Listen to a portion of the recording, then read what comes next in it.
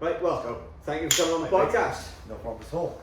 So, just if you want to tell everybody who you are and what you do. So, Rhys Powell. So I work in financial services. So I do a bit of PT and online at the moment, but my main job, 9 to 5, is financial services. Yeah. So I've been there for about coming up to 10 years now. So dropped out of uni and just did that straight away.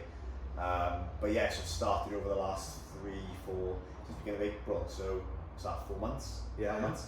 So I've started getting into doing online and a little bit of face-to-face PT and coaching. So yeah, I'm enjoying it. It's something different. I think lockdown's given me a chance to explore it a bit.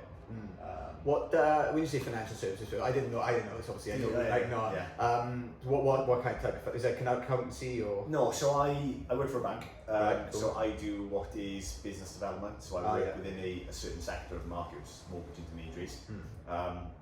And I represent that bank as a rep for what we provide as a mortgage product, and sort of sell the benefits, tell them what we can do, what we can't do. And I cover all of Wales, all of South Wales, and then Worcester and Hereford. So lockdown's completely changed it. I was going to say, do you know what? A lot of companies have said that they've, big companies especially, because they've been having people traveling left, right, and centre, and I think they want to keep people. They're going to do the meetings through Zoom and stuff like that, don't they, to avoid the extra costs that have been incurred and things like that. So yeah, I think it's changed things a lot. I'm off the road until we think the beginning of next year. So they've completely flipped it on its head. And as much as it is a face-to-face role, because of the amount of people we come into contact with, they just can't risk. Like I could see, potentially, you could see up to like 20-30 people a day. So then if you think 20-30 people a day over a 5-day week, you're almost looking at 100-150 people a week. On a strong week. And with everything that's going on with COVID, it's risky. It's too risky. So it's like, right, take these guys off the road. Still support, but just I miss like the rugby chat and like the football chat and all that. I just don't get anymore. But it's good. It's good. It's safe. I get to spend more time with Camilla at home, which is good. So when like 5 o'clock comes, laptop's closed, and we can actually just talk to each other rather than being possibly in Worcester and then driving home, and she's driving home from uni.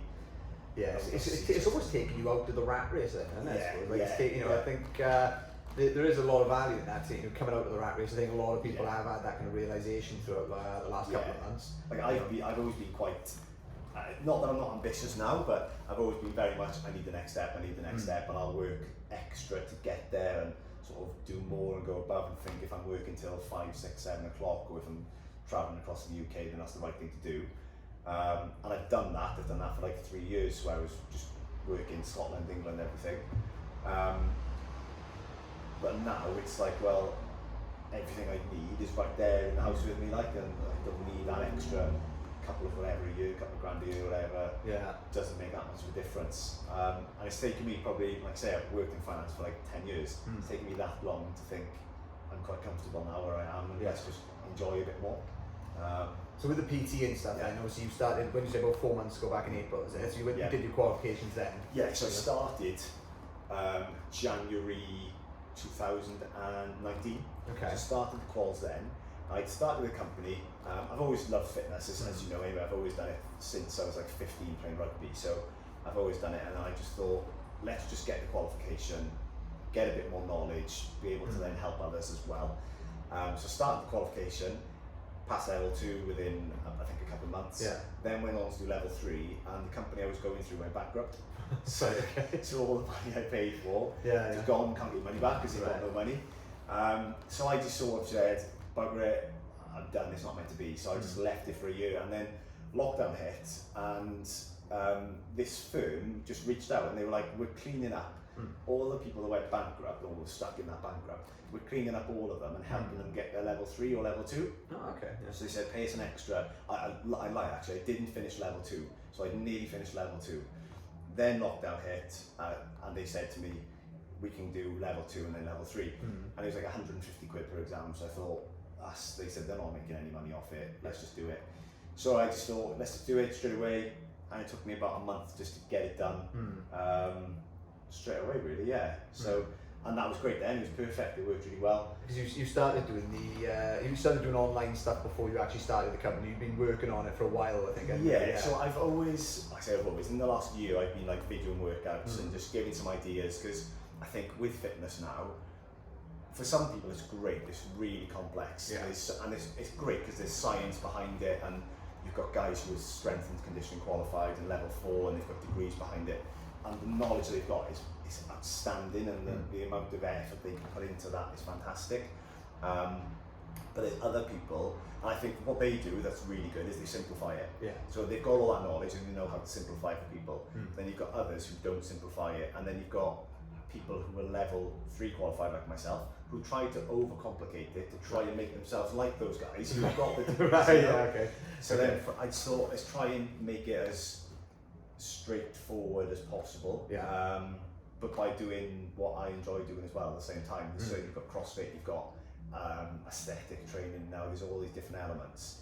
But I've kind of taken little pinches of each of them and then built it into my own sort of way of training. I think you've got to do that with whatever you do in life. If you're working on your own business, especially, it should be almost a reflection of yourself to a certain extent. Especially with training, because there's no point in you trying to train something potentially that you don't like unless you feel like it's really beneficial to that individual person. Definitely. One of the things I was going to ask you about is stretching as well, because a lot of people don't stretch, and I think personal trainers, they probably some of them encourage stretching, but maybe not as much. It's generally you've got yoga teachers and then you've got personal trainers. One of them's focused on like losing weight, getting in shape, things like that. Whereas the yoga is more about mobility, stretching, mindset. And obviously you do a lot of stretching. Well, I advocate a lot of stretching. I think it's every Sunday, isn't it? I do it every day. Oh, you do it every day? Yeah, okay. but I spend a Sunday or a Saturday where I'll do just 10 minutes every morning. So I'll go to the gym 6 o'clock in the morning. So before I go to the gym, I'll do 10 minutes in the house. Yeah. Because I'm just keeping my body ticking over. And then Sunday I'll spend about 30 minutes just putting a bit more effort in. Okay. Whether it's stretching, yoga. So I use a couple of girls locally, like Madison and Alex, both of those guys. But everyone who takes a class and always a PT, you see the ones who know what they're doing, because they'll always advocate stretching at the beginning. You see what Titan's like, how many people we got stretched at the beginning. It's fantastic.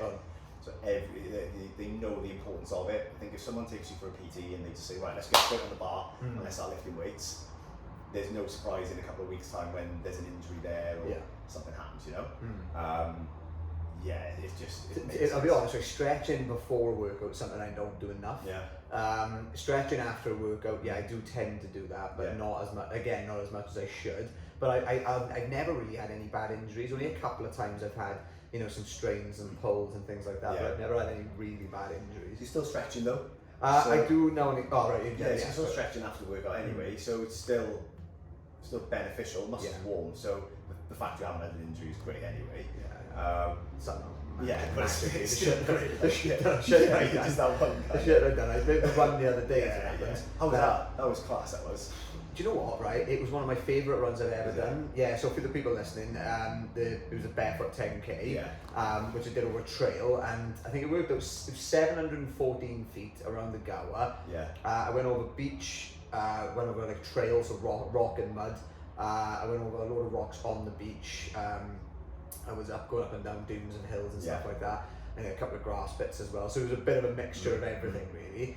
And you know what? I honestly loved it. Like I was when I was doing it, I was like, how is this so enjoyable? I was just I was giving a hell of a pace. I think if I had done it on the flat, I'd at least matched my PB for a 10k, which is 39 minutes.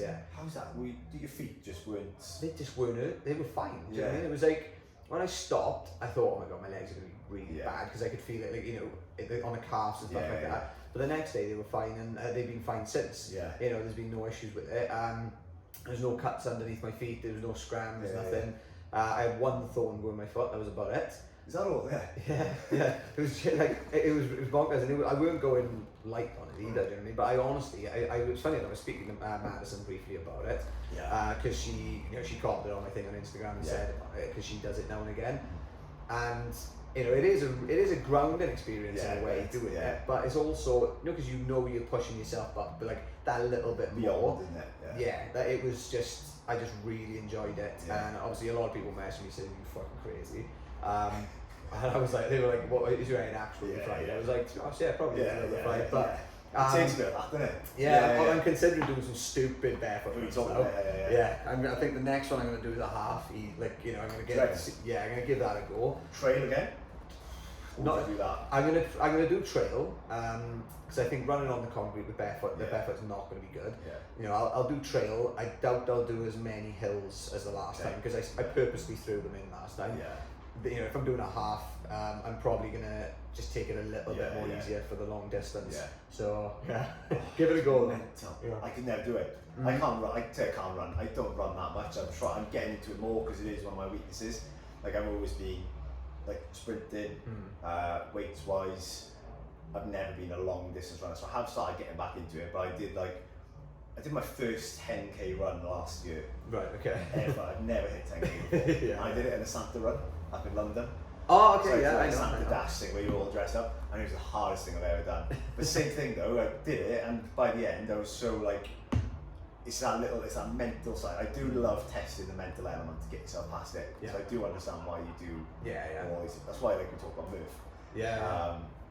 I've done like modified Murph. I think I've done Murph without a vest on before, and then I did it with the vest on. I think it was about a month ago now, and that was just. It's just a slog. The Murph is so it's 100 pull-ups, 200 press-ups, and 300 squats with a weighted vest. And you do a mile run on the front and a mile run on the back. And then 3 rounds in there. No, it's just the one. So you can do it. Right. You can break it up kind of anyway. Oh, sorry, that's it. Yes. So I did it. I think the way that most people do it is you do the 1 mile run, and then you do 5 pulls, 10 press-ups, 15 squats. Right. And you do 20 rounds of that. Right. And then you do the 1 mile run. Okay. Some people do, like they'll do the 100 straight out, and then they'll do the 200, then the 300. But like, I couldn't do that. I was going to say that's probably the way that. So when I look at doing it, that's what I was going to do. I was going to do the mile run. I was going to do 10 sets of 10 on pull-ups. You know, 10 sets of 20 on press-ups, and then 10 sets of 30 on squats. Yeah, you probably do wrap them out. The squats you'd be fine. Yeah, the squats you'll be fine. The press-ups you'll probably be fine as well. It's pull-ups with that extra, because it's 10k, isn't it? It's 22 of course I forgot about that. 10k vest. Yeah. It just feels like it feels like another person is just literally hanging on your legs. Yeah. Pulling you down like. But we'll have to do that. That's a good point. I forgot about the pull-ups with the weighted vest actually. You do the runs with the weighted vest as well, yeah? Do it all the way vest. I gotta be honest, I wore one this morning on the beach. I was just saying the other night, and like that, it wasn't too bad because I was only doing some press ups and things with it. I find with the one that I've got, when I'm running, it's hitting against your ribs, and it doesn't hurt when you're doing it because it's quite soft. But afterwards, you are aching. Like it feels like somebody's give you an eye in. I find it ruins my traps. I don't know why. I think it depends on the one you've got. It must be a different fits for them. But when I'm running on like the final run. I did a 5k run with them before. By the end, my legs were hurting, my knees were hurting, my ankles. Just traps. Traps. What's going on? Oh no, do you know what? Actually, now you said that's a good point. Actually, when I've taken, was it the marathon that I did and the ultra marathon I did? Right? So I took a hydration backpack. So I had 2 litres of water in it, so that's 2 kilos. Plus then I had a load of other shit in there as well. So I had like 2 cans of pop. I had a couple of energy gels, like nuts and chocolate bars and protein shake, everything, like loads of things. When I actually weighed it before the marathon, before the ultra, it was about 8 kilos, right? You know, when you chuck it on it, because it's tight to your back, you don't really notice it. But now you said that, I do remember actually when I finished, like when I was getting later on into the ultra and the marathon, I was feeling it really bad on my traps. I was like, fucking hell, this is killing me. You know, but obviously as you go along, you eat more, you're drinking more and stuff, so you do reduce your weight a lot from it. But no, it's a sad. I loved it though. I loved doing like that as something different because I think I did it as a Award Wednesday, didn't I? Well, so, the Murph was it? Yeah, I did as a Award Wednesday thing. But it was good to sort of throw. They've all been quite tough, but just to throw something in that really messes with your mind. You need to do that. I've noticed this, right? I think a lot of people will get caught up in a specific type of training. I've done it myself loads of times. But I do think it helps to be really diverse with your training, at least now and again, and just mix it up. Like, I went flat. One of the things I mentioned about yoga, I was going to say that one of the things I did last year, I started yoga, or hot pod yoga, which was amazing. I loved it. And I loved it so much, I was like, I was paying 70 quid a month for the unlimited membership, and it was a lot. But I was going 5-6 times a week. I'm sure I did double sessions sometimes as well. And I lost a hell of a lot of weight. Like I didn't want to lose weight, but I was just enjoying it so much. But I think doing that, I went like an all or nothing thing there. I was doing Titan a little bit, and I was Yeah. doing a little bit of weights now and again, or running, but that was like the primary thing. Yeah. You know, I think it is good though to just break your training Try up. something up different. Yeah. I try to get a mix of everything in. So again, I'm still learning with it. So I'm never that one to say I know everything. So if I don't know something in fitness, because we can all learn, then I'll ask. And I sort of like, I've started doing power cleans more now, and I'll say to people, tell me a bit of help, like give me a bit of help, what needs to be worked on, what needs to sort of improve here or there. Yeah. So you're always trying to improve, but it's because you're always trying to do something different. I've started doing more like max effort over a really short time on like the assault bike and all this stuff. Never done it before. Yeah. And just things like that, all of a sudden I feel like I'm good on the assault bike. Do like a 10-second blast for 10 sets. You've got. And I'm just absolutely stumped. I get that. Yeah. It was funny enough this morning with Dan Sheehan. We did. What did we do? So we did like 2 rounds on like the circuit. So it was just a couple of weighted squats and kettlebell exercises, and we did some body weight stuff. Yeah. And then we did a couple of runs, just a shuttle, like 40 meter, 80 meter or whatever it was, a couple of shuttle runs anyway.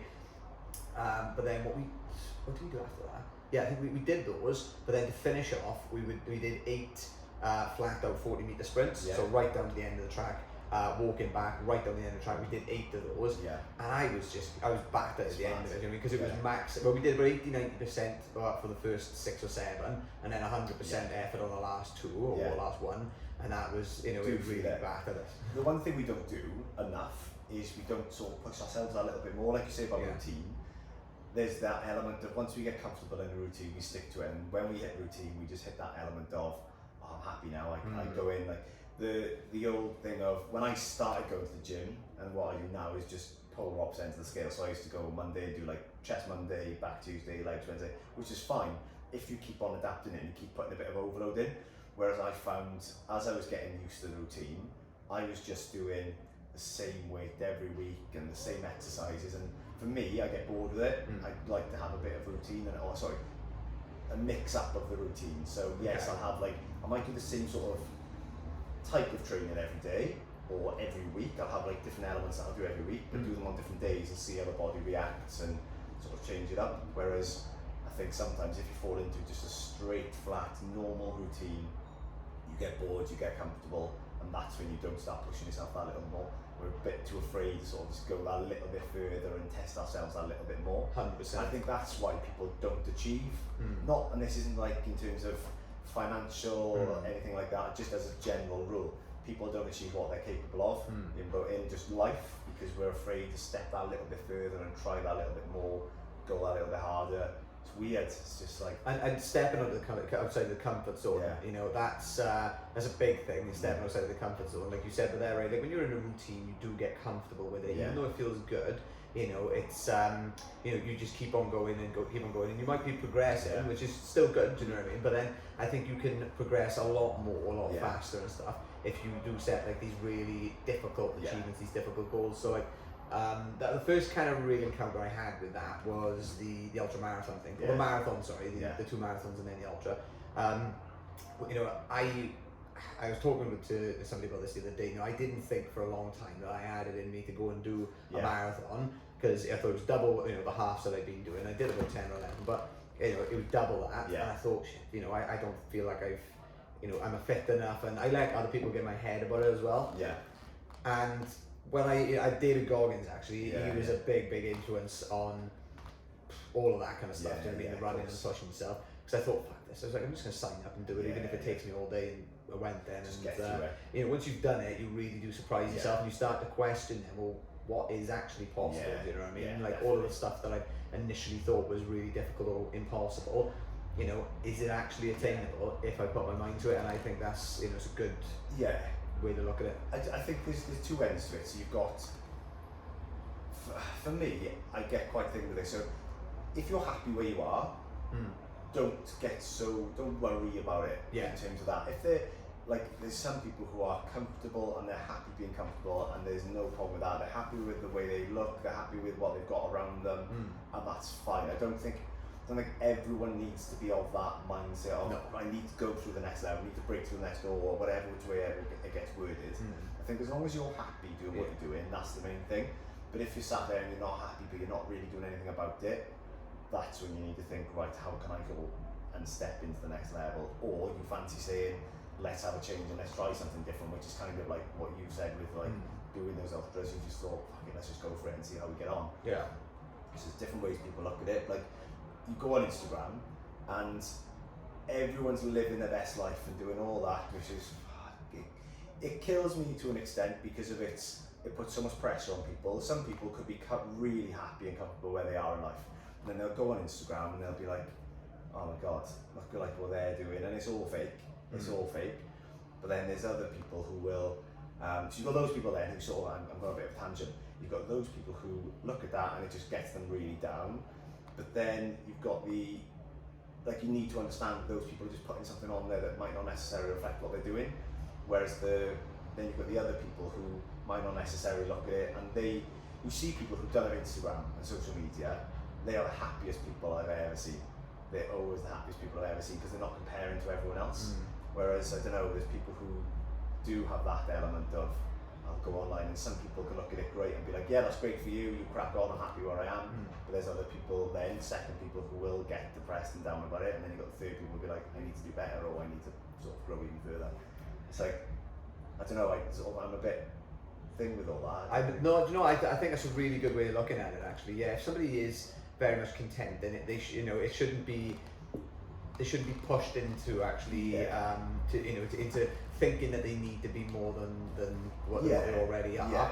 And like you said, I think Instagram is very much quite bad for that. But essentially, I think there's a lot of people which are already caught in that bubble, and they just need almost a little guidance to get to either realize that they are everything that they already need, and they don't need to become anything else if they're already content and happy where they are. But like you said, if they aren't content, and if they want to be, have different circumstances and different situations in their life, to make things better, then you do have to go through some hardship. Definitely.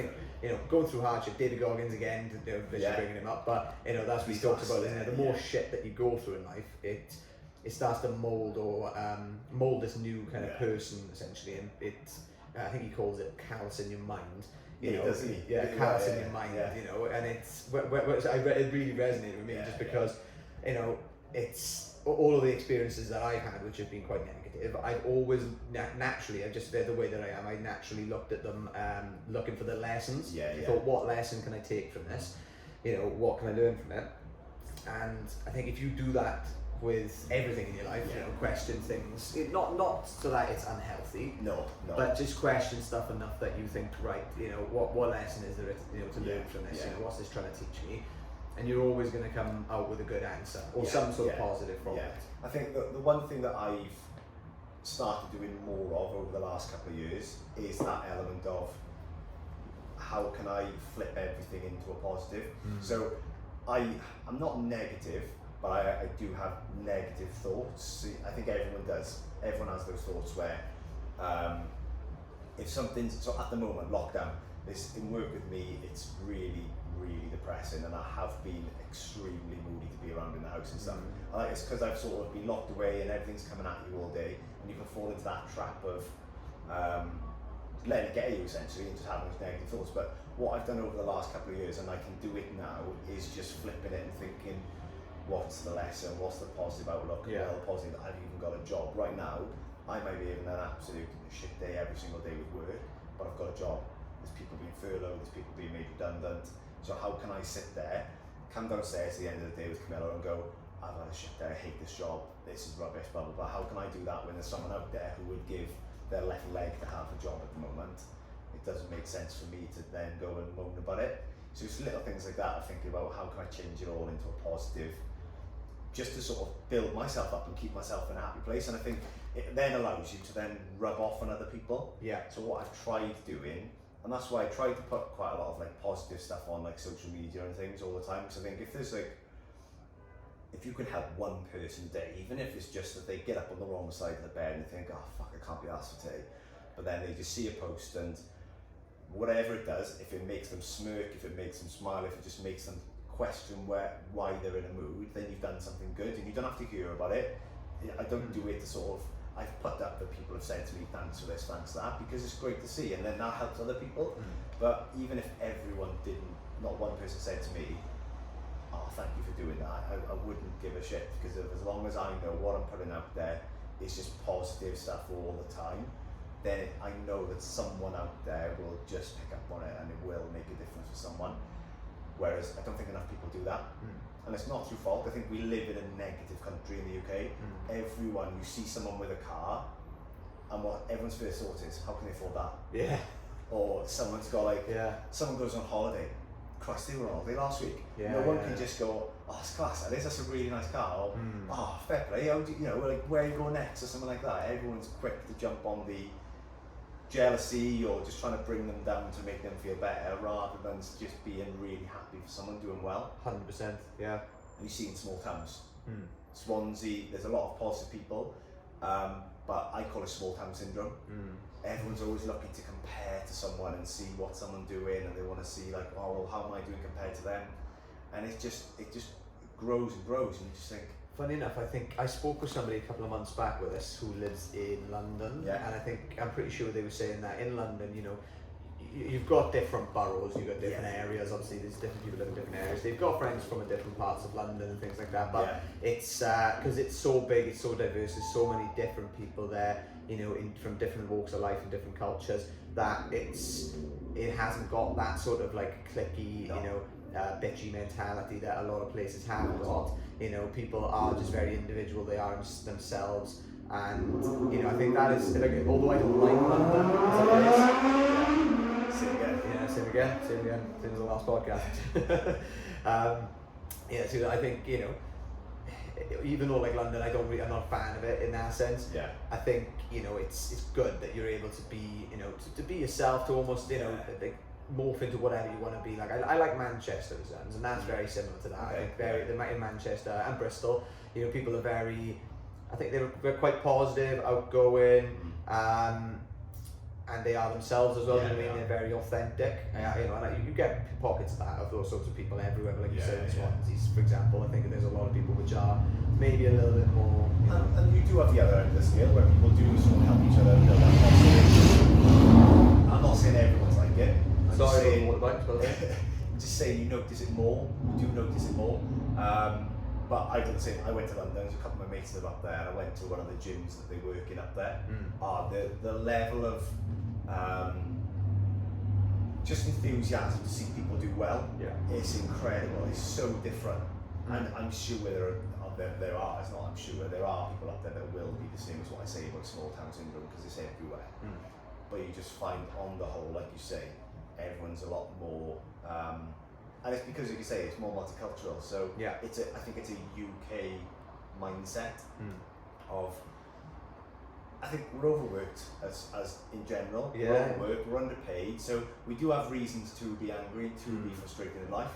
You can't take that away, because we are one of the most overworked and underpaid countries in the world, in terms of that side of it.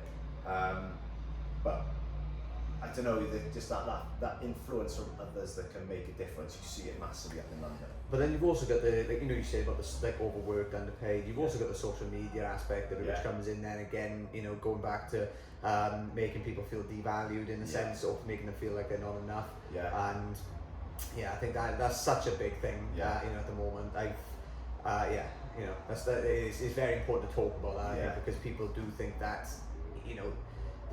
People think that they need to have certain people on Instagram or Facebook or whatever just because they're friendly with them or they know them, and they don't want to be, you know, they don't want to unfollow them or whatever. You know, I think it's important to think, you know what, you can actually hide that person's posts from your wall without, you know, especially if they bring up negative emotions when they see you, or when you see them, when you see the stuff they're putting up. It's important to recognise that, because. Like if it is somebody who's going on holiday and they're putting all the time, they're putting up fancy cars and this different stuff, and then if somebody is going through, I don't know, let's just say somebody is, you know, looking for work, you know, they've just been let off a job, they're seeing one of their friends or whatever living their best life, that can have a negative impact on that person's mindset. And I think it is important sometimes to just take a step back and you know, look at the people who are influencing your life, either positive or negatively. That is right. I think it's incredible what surrounding yourself with a certain group of people can do for you, both positively and negatively. it's mad how much it just festers and it grows and has an impact. Network counts big time. Yeah, and massively. I think I keep saying it, I've made some big changes over the last couple of years. Like, I've deleted it all now, but if you looked at my social media about 4 or 5 years ago, it would be all about working, so like I say, about working different hours, but looking a certain way. I used to think, like, if I wear a suit, then people will look at me in a different way compared to if I wear a shortened t-shirt. And I used to get engrossed in that, and I used to post things like that, thinking that's what people will respect me more because of the way you look. And I still wear a suit to work, but you never see it on social media now. I don't know whether it's probably that sort of cocky 20-odd-year-old kid as well. At the same time, there is that element of it. I get that. You're sort of wearing you buy your first fancy suit or whatever, and you think, oh, I look like the dogs or whatever. Probably look like a sack of shit. But it's just, you put it on because you think, oh, if I wear a suit and if I drive a nice car, then people will be like, oh God, look at him. Whereas it doesn't matter. Like, the amount of that stuff doesn't matter. The last couple of years, I've spent more time just going down the beach, like I used to when I was like 16, 17. So when I was like 16, 17, I'd live down the beach. I'd just go for a walk, and I just stopped doing it. And now I started doing it again and going to the beach and just sort of playing a bit of sport. I bought a skateboard a couple of weeks ago. Right. Probably like one of the oldest to do. Nah, do you know what? It's big at the moment, isn't it? Skateboarding, longboarding, things like that. Like, I've seen loads of people doing it. It's class, mate, and I just feel like I'm back enjoying just what's around us, rather than feeling like I have to buy a nice car or I have to live in the most expensive house, just stripping it back and just, like, I went skateboarding out Flethley on Friday night. It was raining, I didn't care. It was brilliant just being outside. Like I say, like, just me and Camilla are just doing a bit more now, just going to the beach and stuff, which is much better than me working all the hours and trying to make maybe an extra 20 quid in my bank account. And the thing is, if you overwork yourself, and I know this firsthand as well, if you overwork yourself, you end up spending more money anyway. You know, you don't even know sometimes where it goes. I have monitored the money that I was spending in the past, and you know, a lot of it was just going on food, extra food for sustenance or comfort or whatever. You know, but to kind of, I don't know, like either think, you know, for sustenance in terms of what I'm doing, or just for comfort, because I'm working so much, and I just want those little pleasures really. You know, after I'm finishing or while I'm working and stuff, and it just in the end it works out that I'm probably spending more than the extra I've earned by working harder. And I've realised that, you know, you have to, I think you really need to do things that you enjoy, and also make a lot of time for yourself.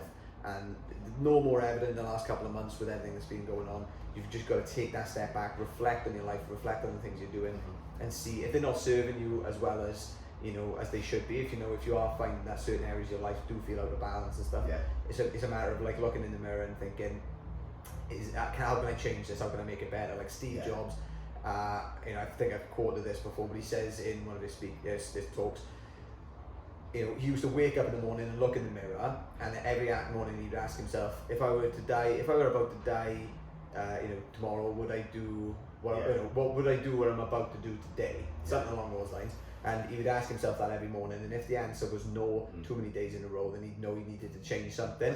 That's good, that is. So I haven't done it myself, but you know, I do. You know, I do question things in the same way, and I think just that outlook, it could work for some people. Do you know what I mean? I think it's a good metric. You know, I think a lot of people get caught up doing jobs they don't want to do just because of the money. When you know, it's important to realise, like, even though we are heading for a recession, and you know, potentially, and even though the job market is probably a bit futile at the minute with everything that's going on, it's important to realise that there are always other options out there. You just have to be a little bit more open-minded, and also follow your intuition. Just follow the things that, you know, make you happy, or the things that you find passionate, you know, you're passionate about. It's why I did the personal training stuff. You know, I do enjoy my job in the bank as well. But like, I used to play rugby.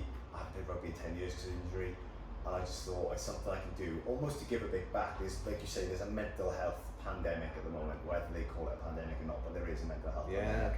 And people aren't happy with the way they feel, the way they look, and you know, if you're not sleeping right, if you're not eating right, if you're not training, those are like the three big things that can make a big difference. Well, I can't influence your training. I can't influence your sleeping. I can help a little bit with your eating, but I can definitely help with your training. Yeah. So I was like, even if I can just get into that and just help some people through that way, then it makes a massive difference. But just the amount of people that are going through that at the moment with mental health, it just kills me. I hate like that there's so many people out there, and you see it on Facebook, people say like, you know, they're not feeling great right now, and I always drop my message. If I see anyone that says they're not feeling great, just a message, here's my number, if you need something, just drop me a text. So I've been there. I've never really, I'm not like I've never been diagnosed with mental health or anything like that at all. But I know people that have, and I have days where I feel really down and really sort of like the weight on or the world's on your shoulders almost, and I've got nothing to make me feel like that. You know, without sort of thing, and I've got a good life, you know, good house, girlfriend, everything like that. But sometimes you do just feel like that, you know. So then you identify it and you understand if someone says they're feeling bad, then you want to help them. So which is why I did the fitness side, because I thought, well, if there's people out there that are not feeling great about themselves, are they really trying, and through no fault of their own, because they may not want to, and like we talked about, do a one-to-one stuff behind on Zoom and things like that, rather than, or doing Instagram lives, because it gives someone a chance to be in their own comfort, in their house, without having to go to the gym. Because I remember the first time I went to the gym, I was shitting myself. I think I was 15 and I went in like this light blue thermal top and like a pair of shorts, trying to make myself look bigger, just to try and walk around these massive guys. I was about 10 stone. But like, it's so scary when you first go in. You think, how should I dress? How should I look? What will people think of me? There's all these different things with fitness that actually, when you go into a gym, most gyms people are really welcoming. If you go to the right gyms, people are really welcoming. There's so many, like I've said it time and time again. When I first went to, I always used to go to the gym. I've never gone to classes before. When I first went to Titan, I turned up, but I was shitting myself because I've never done a class before. I'm not really good in big group environments. I get massive. This is where I know I get a bit of anxiety. I really wonder about who am I going to talk to? What am I going to say? I think of all these different things. What if someone doesn't sort of doesn't take to me or anything? I'm walking there and just like random people who I'd never met before were all, oh yeah, you're right, just that little sort of element of just a little spark of conversation. That's how we spoke, you know. Just that first hello where you just like, even just a nod or anything like that. And you walked into Titan, I did think, from what I've heard from other places around, that was different because everyone sort of acknowledges you and sort of just starts a conversation. And it kind of helped me want to start doing classes, to be fair, myself, because I was like, I want there to be more of that. That's a really good more atmosphere. Community around it. And there's an amazing community, you know, with Titan. And I've noticed that with gyms in particular, they come together in groups. You know, it's almost you know, I think people do refer to it as like their church, don't they? Do you know what I mean? The gym is their church in the sense that, you know, you go there, you work out together, you sweat together. That's their communal or communion or whatever you call it in religious sense. I don't know, but and I think it is the 21st century gym, church in that sense. You know what I mean? It's making people feel better about their lives. It's helping people to get over their anxieties and their you know, any kind of insecurities and stuff like that. What you said about going into the gym, actually, I mean, I don't know, like I started the gym pretty early on. I think I started when I was about 13. It was mostly a cardio stuff. I wasn't really doing weights till I was probably like 19. I think I started doing resistance stuff like TRX for quite a while and boot camps. But I started doing like weights mostly when I was about 19 or 18. I think it was when I first opened the tattoo studio I own. And you know, up until, so I think by that point I was probably a little bit more confident anyway with going to the gym. So I know what you mean. I think there's certain people that might not have been to the gym before, and it is a very daunting experience, especially because, again, you've got people like on Instagram which are posting these amazing you know, bikini photos, or, you know, blokes like, you know, looking ripped and things like that. And I think when you see that, it's quite daunting, because again, you see in the finished product, you're not seeing how many years they've actually been grafting in the gym, how many hours they've been, you know, per week putting into it. You know, and people, they're looking at where they're starting and thinking they're so far from that, but they need to be like that to be fit in. I think it's important to realise, like, you know, everybody has got to start somewhere, but the important thing is just making a start, however small it is, and the hardest step is actually getting out of the door and getting into the gym in the first place, or getting into it, making the first step, whatever walk of life you're in. You know, that first step is always the most difficult. like the coaching stuff, you know, for yourself, the coaching stuff that I've been doing as well, you know, I was talking about it for ages. I was talking about it for months and months and months, saying I was going to do it, you know, that I had plans to do it, but I wasn't making that initial step, you know, and all it took was, you know, a couple of days ago, putting out a post on social media looking for people to, you know, to work with on a free basis to kind of create like coaching plans and stuff like that. And I was inundated with people messaging me about it, which I was, you know, I was chuffed about. I thought this is incredible, and that gave me that spark, right? That was that. Essentially, that for me was the first major step. Even though I'd done stuff before, I got the logo and the part of the website I started making and things. That was the first step, you know, putting it out there, and that added accountability then as well, which is obviously something like I do, and I know you make yourself accountable, I suppose, with just the stuff you're putting up. You know, your accountability is massive, and that's one thing people need. That's why I push it, because you said about the time it takes to get to a certain place. Like the stuff I do, I've been doing for like 15 years. Like when I started going to the gym when I was 15, I was going in the morning. I was doing morning sessions then. I did evenings and stuff like that as well, but I always try and hold myself accountable. So I book in on my iPhone calendar. I've got training booked in for 7 o'clock or 6 o'clock every single day. It was 7 o'clock with lockdown. 6 o'clock every day, just so it's there. So that if I get up or like my stretching's booked in for 25 past 6 or 25 past 5 now. So I get up, I'm downstairs, I'm having my food before the gym, and my phone will go off saying stretching. And I know if I ignore that, it's still going to be there looking at me saying stretch. And then if I think like missing the gym, and I've got past the days now where I feel like missing the gym, but it's there, so I'm holding myself accountable. And that's why I'll put it up on Instagram. It's not to sort of show off or things like that. It's almost if like someone said to me, oh God, I was doing it over first bit of lockdown, I was putting my lunch up every day, and it was like all this shredded veg and a bit of chicken on top of it. And someone, I think it was Camilla's sister, she said, oh, I know what you're having now for lunch every day, chicken, and you have your yogurt in the night. And I was like, that holds me accountable now, because people know, like, oh, Rhys does that sort of thing.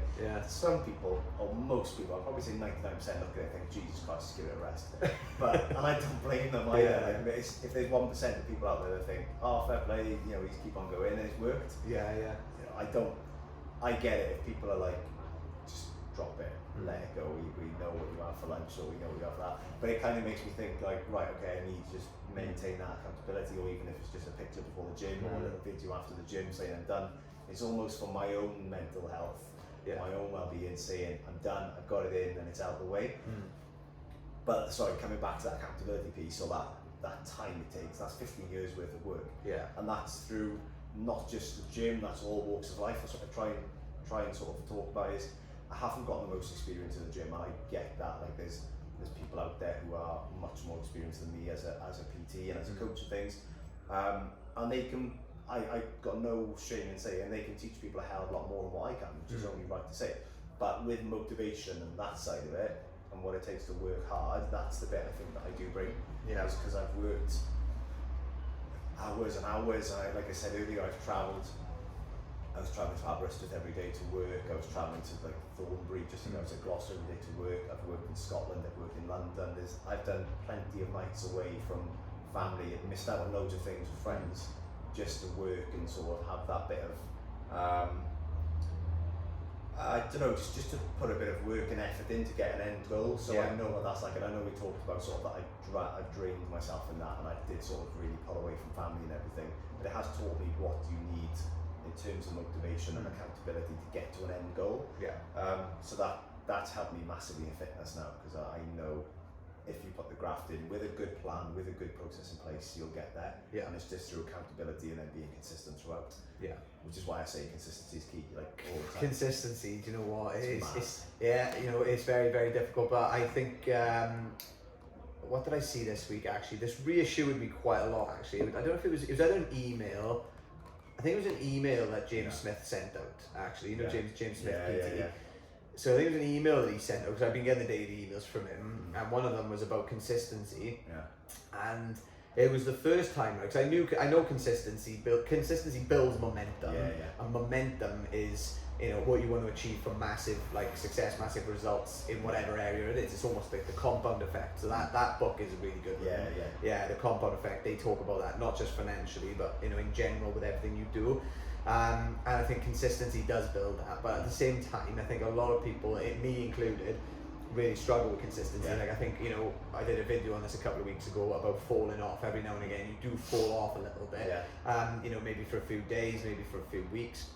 But you've just got to kind of pick yourself back up. That's the key thing, is picking yourself back up and trying again. Yeah. And that's that's sometimes the difficult thing, picking yourself back up once you've fallen off. Yeah. And you've left, you almost feel like you've been inconsistent then. Yeah. To a certain degree you have, but you can just keep going. Like the videos that I was doing on Instagram, as it happens, I didn't do one for a good few weeks. I didn't do one for a good few weeks. And I thought, shit, I've lost the thing. I put up a lot of other posts now, but the videos I've been doing, the positive content, is getting lost in amongst everything else, and people are not gonna, it's not gonna receive it as well, and things like that. But then when I put another video up then, talking about something, it was received. I had like shitload of comments, shitload of messages, and people viewing it and stuff like that. And I thought, okay, actually no, this isn't, it wasn't as bad as I thought it was going to be going back to it. But I think it's important to realise that even if you are, you do fall off or drop off every now and again, that's okay. But like picking yourself back up and then getting back onto it is the important thing. And just keeping track of it's good. Actually, I don't know if you do something like this, but I've got a little book where I'll just make note of all of the different things that I want to do in a day. Just very small stuff, a lot of it. Some of it, one of the things like make the bed, one of them is exercise, one of them is seed it, and what I'll do is I'll tick those off every day of the month. So then those times where I feel as though, I've fallen off for a little bit, or I haven't done, I don't feel like I've been as productive as I could have. I look back on this and I think, well, look at all these ticks. And I think that's quite a positive thing for people to do. So you're either doing it on a wall chart or a calendar or like a little book like that.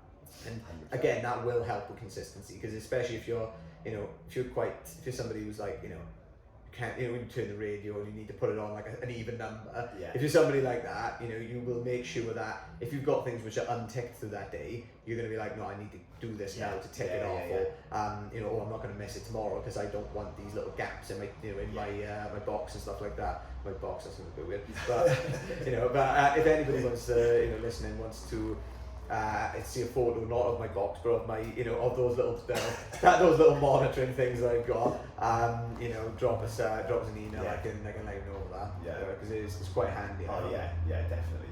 It's just like you say, it's that element of, if you're not consistent, it's self-awareness. So you've got to have all, like, there's loads of elements, but those three of self-awareness, accountability, consistency. So if you're consistent, if you're accountable, that'll make you consistent. If you're consistent, great. But if you do fall off the wagon, can I be self-aware to then get back onto that consistency piece? And that's where you can then take your next step then. That's good. Awesome. I think, we've covered quite a lot there. That is a lot. I know you've got to shoot off as well, and I don't know what time right now, but no, thank you for coming on the podcast. Your social, so I've got them on here for everybody listening. So Adapt and Overcome Fitness and Nutrition. That's a business name. That's the training one. Awesome. And the social media for that is AO Fitness Nutrition, so that's at AO Fitness Nutrition, and then his Instagram handle as well is at Powell _AO. It's so far away the laptop was, then I couldn't see it. No, just lastly, actually, it was one question I wanted to ask you is, in terms of your, in terms of like learning, so you listen to podcasts, you listen or read books. What would you say is like the main thing, or main like podcast or book or something that's kind of really resonated with you and motivated you, or even if it's an individual, somebody that's motivated you? I would probably say an individual more than a podcast is there's two people, and they're probably for the complete polar opposites in a way. Is the first one is James Smith. Pure, I think there's loads of people that can resonate with him because he's just a normal guy who's just giving out loads of good content and just helping people realise that life isn't all about, like we've talked about, the perfect physique, the perfect life with finance and everything. It's just about being happy where you are. Look at where we live in Swansea. We probably live in one of the best towns in the UK. But what we've got in terms of the Gower, Wine Street, as mental as it is, to have those two polar opposites from the start is fantastic. You've got that Blunds, which is fantastic, and we can just enjoy that. To live somewhere like that, if you picked it up and put it in Spain, you'd be like, this is the best place in the world. It's incredible. Spain probably could have put it somewhere better than Spain again, but that's sort of abroad. So he's really good because he just makes you realise that there's more to life. Like if you want a pizza, have a pizza. If you want a glass of wine, if you want a beer, I wouldn't have done this before. I'd have had a Coke. I wouldn't have had a beer. It's just that side. But then you've got the other side is a guy called Ollie Marchant. Ollie Marchant. So he is a ex-professional rugby player. Yeah. And he's now gone into fitness and he's got his own gym. I think it's just north of London. I think it's Hempstead or somewhere like that, I believe it is. But just his mentality and his dedication and commitment to be the best of what he is, it's next level. Like he just doesn't skip any sort of, he's got his routine of food, he has a little bit of a dabble in what he enjoys, but the physique on him is just it's an end result of what you see of his hard work, which is why I try and put up what I do, because you see the amount of graft that he puts in to get where he is, both in himself, his family life, his job, he loves everything. I think if you think about the most well-rounded person on social media in terms of, if you think they've got a wife, he's got kids, he's got a job, he's got a couple of different businesses running, then he's smashed that as well. So I'd highly recommend both, obviously James Smith is well known, but for those who may not know Ollie Marchant as well as they know James Smith. Ollie Marchant, just his whole mindset of, again, he calls Monday Shark Mondays. He gets up at 4 o'clock or 4:30 and says the shark doesn't care that it's Monday, they're just busy being a shark. And it's that sort of mentality. So yeah, those two guys are awesome. Class. That's good. Yeah, just for people to take away that, from it, and two of the ones that I was going to mention as well. Obviously mentioned them earlier, David Goggins. And the other one is Jocko Willink as well. I meant to mention that earlier on when you said about your food. So when you're posting your foods, Jocko Willink, recommend for the people listening to check him out his Instagram. It's all black and white. And he will put up a photo of his watch every single morning, which will be usually 4 a.m, 4:10, 4:15, 4:20. He's waking up at stupid o'clock, getting after it every day. And a lot of people, are probably, and I think he realises that, a lot of people are going, stop posting photos of your fucking watch. But he's still doing it because a lot of people, including me, I love it. I think it's great. It shows consistency, it shows commitment, and it shows that it gives you that little thing, not to really wake up at that stupid o'clock necessarily, but to hold yourself accountable, to take ownership of your life, and to really start pushing yourself in whatever way that you've been saying you want to do it, and keeping on to it and keep getting after it essentially. Getting after it. So I love to stop it now. There we are. Awesome. It's good to see you, man. Thank you very much. Appreciate it. Awesome. See you soon.